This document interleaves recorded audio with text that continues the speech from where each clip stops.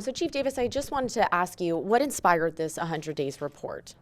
I think it's typical for chiefs to come in and either ask for an audit or to bring researchers in to see what's going on within the department. And I thought, I'd been here for a few months at that point, but I thought let's do a start date and go 100 days out and really kind of start focusing in on communities, on officers, on what they're seeing and feeling, and then their families as well. Mm-hmm.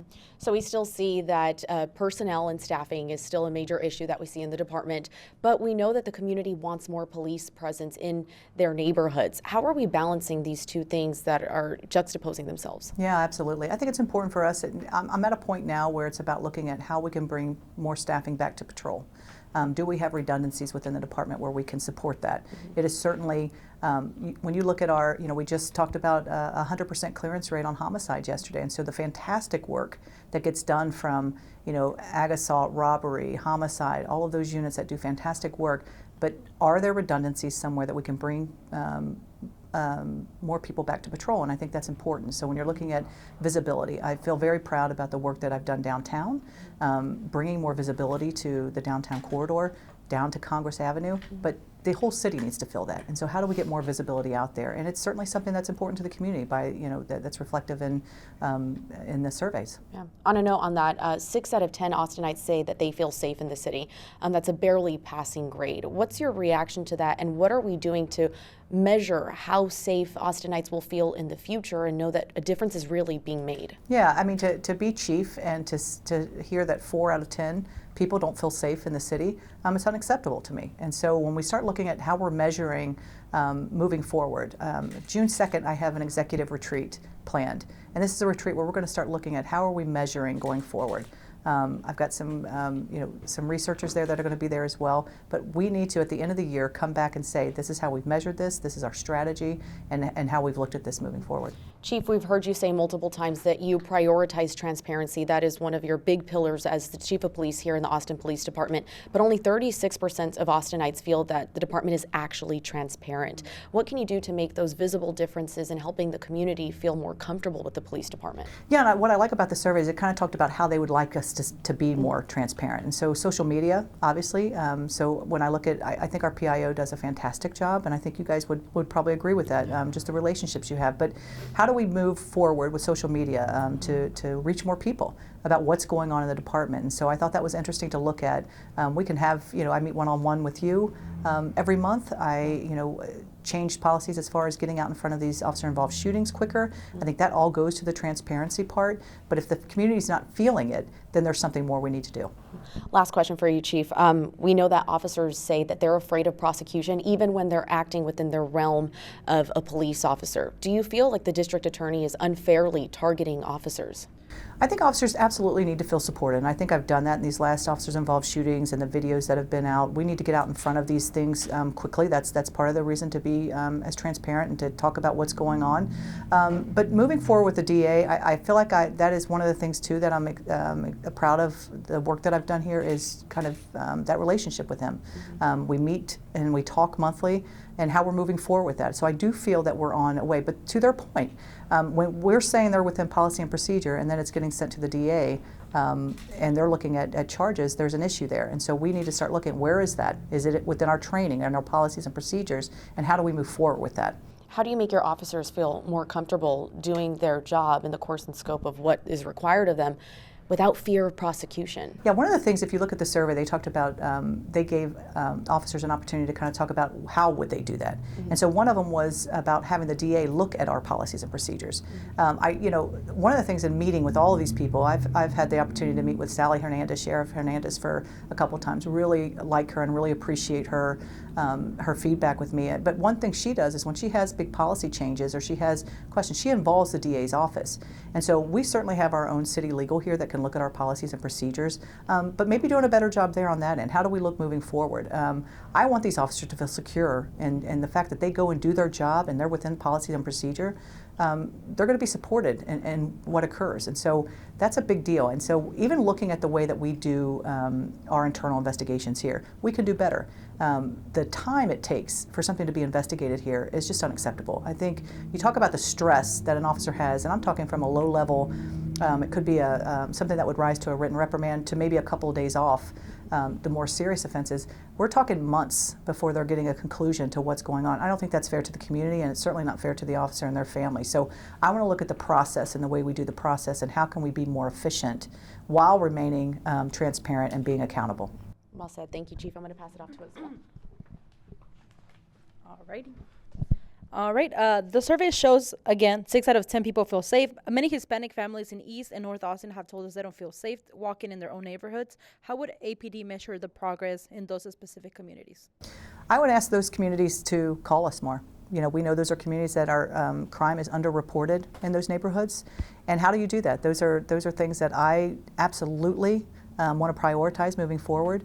I think Commander Bergerson and Charlie and Henry, he has been working in Metopolis and Riverside, doing some great work there with problem solving. So I want to foster an area or foster an environment where people can feel safe coming to the police. And I just don't think we're there. I think it is hard for communities and certainly undocumented to come forward, and you know, these are challenging times, there's no doubt, but we have to get to a point where everybody is coming forward and we're talking about crime, we're talking about how we make our community safer, because everybody deserves a safe neighborhood.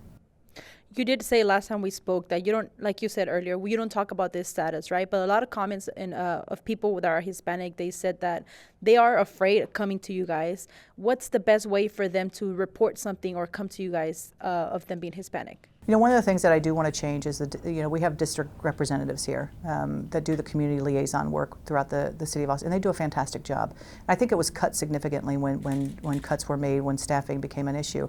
But I want to get us back to districts, and so when you can look at within the sector, having districts, a small geographical area where officers are assigned, we're going to be able to have people that know their officers, know the businesses. The officers are going to know the owners of these businesses. They're going to know people who live there. And I truly think that will turn around a lot of the distrust that people have. When they're seeing the same officer and they know they can trust them, we're going to get some big wins there. Only 36% of Austinites say APD is transparent. Will you commit to more bilingual communication and outreach? Absolutely. I think one of the things, the 100-day plan, I think, was released in Spanish. But anywhere that we can do better and get better at that, I'm absolutely for it.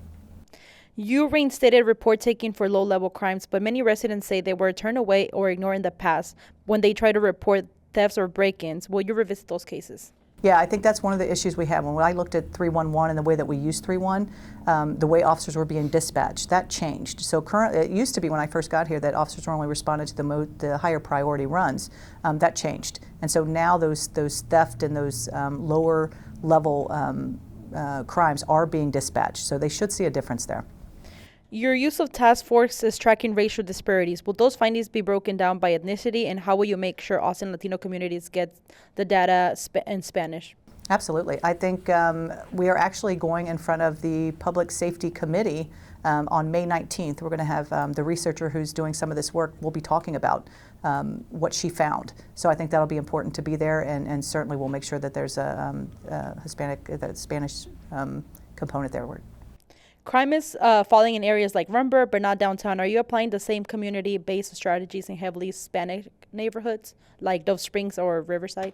Yeah, I think so. When you look at crime, there's 4 hotspot locations throughout the city, and so when we can start using evidence-based policing, and we're looking at directed patrols and all the things those strategies that we know work, that's absolutely what we're doing. Officers and their families say APD leadership doesn't understand what's really happening on the ground. Are you bringing more voices from Latino officers and families to change that culture? Yeah, I think, you know, when I look at my new executive team, part of the reason they were selective is because, you know, I have they were able to come in and do a presentation for me, and the innovation and the ideas that this group have, I'm excited. I'm excited for the city of Austin. I'm excited for the officers and the community here on how we're moving forward and the great things that are going to be happening. So anytime that you're looking at change, you absolutely have to think of people and certainly unique circumstances. When you look at the Hispanic officers that we have here, are we giving them officer wellness, and are we giving them resources specific to maybe their unique needs? And I think we are. But that starts from every level of the organization, from me down to the frontline supervisor to peer-to-peer, of recognizing that someone may need some help. Anything else? Last question. I know we talked about this a little bit for undocumented communities. They don't report crime out of fear of being prosecuted. You said it's tough times right now. Can you assure that someone who's in a life-saving emergency and needs help will not get taken into ICE in case they need Well, I police? think that's kind of a tough question to ask, right? Because you're looking at, when we respond to calls, we're looking at, is there a history there, right? And so there's federal laws that we have to maintain. But I would say this, if you're the victim of a crime, we have a U visa process here. And take advantage of that. If you want to cooperate with the investigation of this crime, you've been a victim of crime, there are opportunities here under the U visa that we can assist with.